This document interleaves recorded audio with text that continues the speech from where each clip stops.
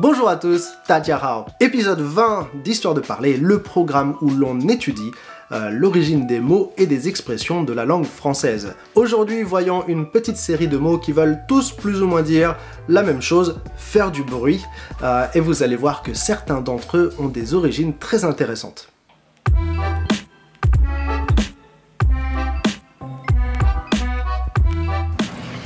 Premier mot, vacarme. Un vacarme, c'est un grand bruit, souvent créé par des gens qui parlent ou qui crient plutôt fort, que ce soit pour s'amuser ou se disputer.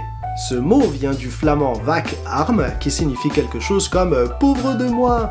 Donc en fait, vacarme, c'est une façon d'appeler à l'aide à la base. Deuxième mot, boucan.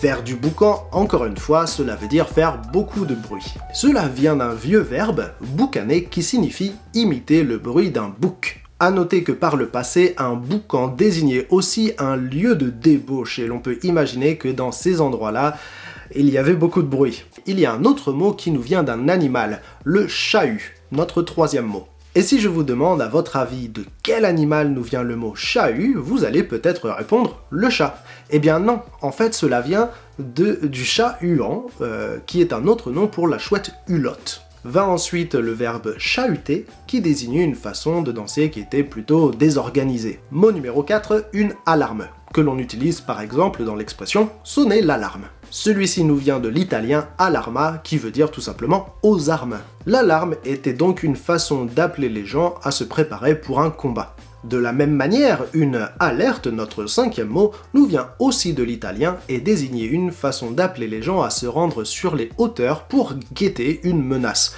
Alerta, cela voulait dire vers la hauteur. Plus que 3, et j'ai gardé les meilleurs pour la fin. Mot numéro 6, charivari. On l'utilise plus beaucoup celui-là. Charivari nous viendrait du grec karebaria qui veut tout simplement dire mal à la tête. Encore une fois, c'est un mot qui nous vient plutôt de la fin du Moyen-Âge, et à l'époque, un charivari, c'était un bruit énorme que l'on faisait avec des ustensiles, par exemple des ustensiles de cuisine, plus des cris et des huées, à l'occasion des mariages jugés peu conventionnels pour l'époque.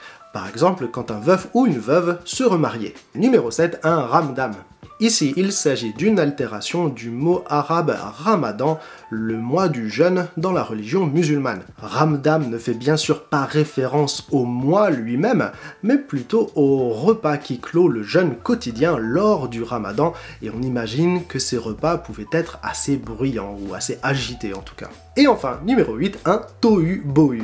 Ce mot d'abord prononcé Torul Borul en français nous vient en fait de l'hébreu ancien Tohu Wabohu qui désignait le chaos primitif dans la Genèse, c'est-à-dire le moment précédant la création du monde. Donc quand on dit c'est un sacré Tohu Bohu, on n'est pas loin du compte. Il existe bien entendu d'autres mots pour désigner plus ou moins la même chose, un grand bruit. On a par exemple un tapage, un tumulte ou, mon petit préféré, un brouhaha. Et voilà, dites-moi dans les commentaires lequel de ces mots vous avez trouvé le plus intéressant et n'hésitez pas à suggérer d'autres mots pour les prochaines vidéos histoire de parler. Je vous dis à tous bonne journée et à plus.